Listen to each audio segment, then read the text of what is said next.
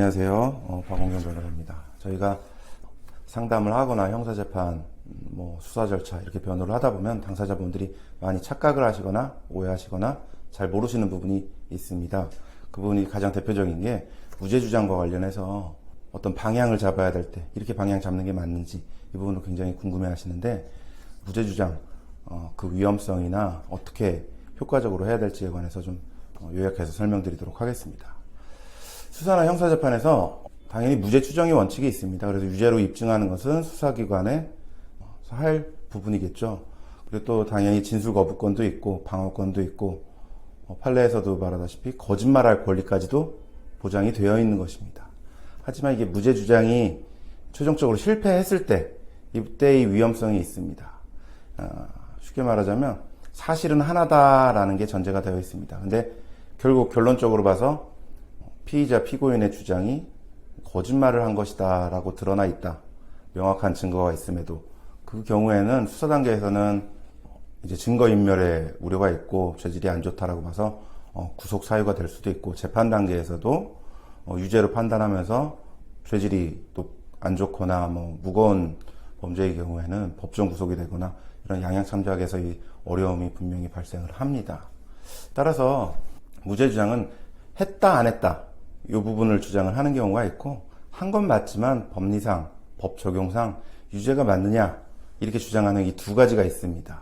그래서 했다 안 했다 이 부분과 다르게 한 건 맞지만 법 적용상 유죄가 맞느냐 이런 취지의 주장을 하는 경우로 한다면 이건 법리상 무죄 주장입니다.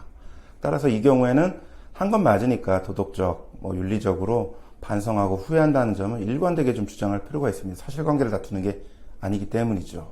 그리고 또 필요하다면 합의도 해야 될 수가 있습니다. 그래서 하지만 이제 법리적으로 이게 죄가 되는지 의문이다라는 주장이기 때문에 타당한 법리적인 이유를 제시를 해야 됩니다. 이제 근거 없는 법리적인 이유를 제시하는 경우는 오히려 더 가중적 양형사유로 봐서 가중처벌의 근거가 될 수도 있기 때문입니다. 예를 들어서 중간간 치상이라고 하면서 약간 경미한 상해, 강간치상에서도 마찬가지로 경미한 상해의 경우에는 판례에서도 상해로 보지가 않습니다. 보통 1주나 2주 이내의 상해로서 자연 치유도 되고 별도의 치료도 필요 없이 일상생활도 가능한 수준이다라고 본다면 합의된 성관계에서도 그 정도는 발생할 수 있기 때문에 상해로 보지를 않습니다. 이게 무죄라고 보거든요. 그 부분은. 그래서 이런 부분은 이제 법리적으로 주장을 당연히 해야 되고 필요한 부분입니다. 또 예를 들어서 통신매체 이용 음란죄 같은 경우에서도 그런 성적 수치심을 주는 발언을 하거나 전달을 한 게 맞다 하더라도 성적 목적이 없다라고 한다면 통신매체 이용 음란죄는 성립이 되지가 않습니다. 두 경우 모두 사실관계는 인정을 하는 거니까 깊이 반성하고 사과하고 이런 부분은 당연히 포지션으로 깔고 가는 게 맞겠죠. 하지만 법리적으로는 이제 무죄 주장을 해야 되는 경우입니다.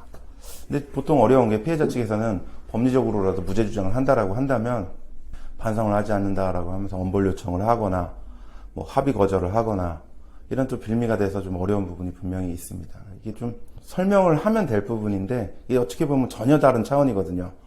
이게 객관적으로 죄가 되느냐 안 되느냐의 차원이랑 내가 했다 안 했다 한 행위에 대해서 반성한다 이건 다 전혀 다른 차원인데 이 부분이 좀 실무상 좀 어렵고 당사자도 힘든 부분인 건 맞는 것 같습니다. 그래서 통상 변호를 할 때 변호인이 필요한 부분이 그겁니다. 피고인은 다 인정을 하지만 변호인이 법리적인 이유가 있으니 이 부분을 적절히 판단해달라, 혹은 이 부분에 있어서는 무죄에 해당되는 것 같다, 이런 식으로 이게 주장을 가야지 재판부에서도 피고인이 자백하지 않고 반성하지 않는다라고 해서 불리한 양형, 가중처벌의 근거로 삼지 못하도록 해야 될 필요가 있는 것이기 때문입니다. 그래서 이러한 법리적 이유나 이런 무죄 주장은 필요합니다. 왜냐하면 설사 유죄가 된다 하더라도 양형 가중 사유가 될 수는 없는 것이고, 오히려 잘 주장을 해서 받아들여진다면 형량이 낮춰지는 중요한 근거가 되기 때문입니다.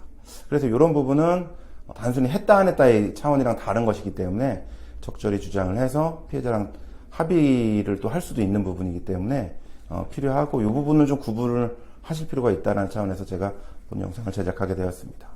본 영상과 관련해서 궁금하신 부분이 있으면 댓글로 남겨주시거나, 혹은 이런 영상이 제작되었으면 좋겠다라고 요청을 주시면 저희가 적극 반영하도록 하겠습니다. 감사합니다.